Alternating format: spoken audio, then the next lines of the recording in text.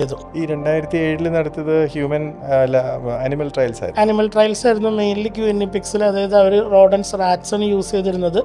അതിന് ഏകദേശം നമ്മളിപ്പോൾ എന്താ പറയുക, ഹ്യൂമൻ DNA ഒത്തുചേർന്നുള്ള സാദൃശ്യമുള്ള റാറ്റ്സ് എന്നുള്ള രീതിയിൽ അവർ ജനറ്റിക്കലി റീകമ്പൈൻ ചെയ്ത് ടെക്നോളജിയിൽ ഉണ്ടാക്കിയ റാറ്റ്സിലേക്ക് അവർ അയണൈസിങ് റേഡിയേഷൻ കടത്തിവിട്ട് ക്യാൻസർ ഇൻഡ്യൂസ് ചെയ്തു. അതായത് മൈലോപ്രോലിഫറേറ്റീവ് ക്യാൻസേഴ്സ്, ലിംഫോമ പോലുള്ള ക്യാൻസേഴ്സ് ഇൻഡ്യൂസ് ചെയ്ത് അവരെ ഈ പറയുന്ന ഇതിനെ ഗ്രൂപ്പുകളായിട്ട് തിരിച്ചിട്ട്, അതായത് ഈ ക്യാൻസർ ഇൻഡ്യൂസ് ചെയ്ത് ഓൾറെഡി ഇൻഡ്യൂസ് ക്യാൻസർ ഉള്ള എലികളെ രണ്ടായി തിരിച്ചുകൊണ്ട് ഓക്സിജൻ ചേമ്പറിലും ഹൈഡ്രജൻ ചേമ്പറിലും ഇട്ടു.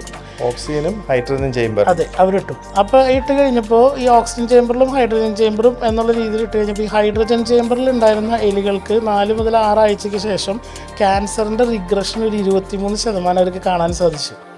ഓക്കെ. അപ്പോൾ ഡോക്ടർ പറഞ്ഞു വരുന്നത് എലികളിലുള്ള ഈ ഇൻഡ്യൂസ് ചെയ്ത പ്രത്യേകതരം ക്യാൻസറുള്ള എലികളെ ഹൈഡ്രജൻ തെറാപ്പിക്കും ഓക്സിജൻ തെറാപ്പിക്കും വിധേയമാക്കി അതിൽ 4 ആഴ്ച കഴിഞ്ഞ് നോക്കിയപ്പോൾ ഹൈഡ്രജൻ എടുത്ത എലികളിൽ 23% ക്യാൻസറിൻ്റെ വലിപ്പം കുറഞ്ഞതായിട്ട് കാണാൻ സാധിച്ചു. അതൊരു റിമാർക്കബിൾ ആയിട്ടുള്ളൊരു ചേഞ്ചായി. അതുമാത്രമല്ല, മോളിക്കുലർ ഹൈഡ്രജൻ നമ്മുടെ ശരീരത്തിലെ കോശങ്ങളുമായിട്ട് എങ്ങനെ ഇൻട്രാക്ട് ചെയ്യുന്നു എന്നതിനെക്കുറിച്ചുള്ള മുന്നോട്ടുള്ള ഫർദർ സ്റ്റഡീസിൻ്റെ വാതിൽ തുറന്നു തന്നു.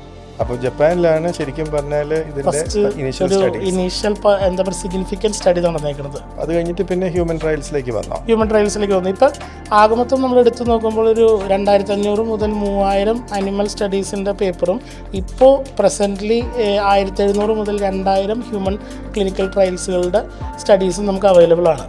ഇതിൽ ഏകദേശം ഒരു 400-500 ട്രയൽസ് ഇപ്പം നടന്നുകൊണ്ടിരിക്കുന്നുണ്ട്.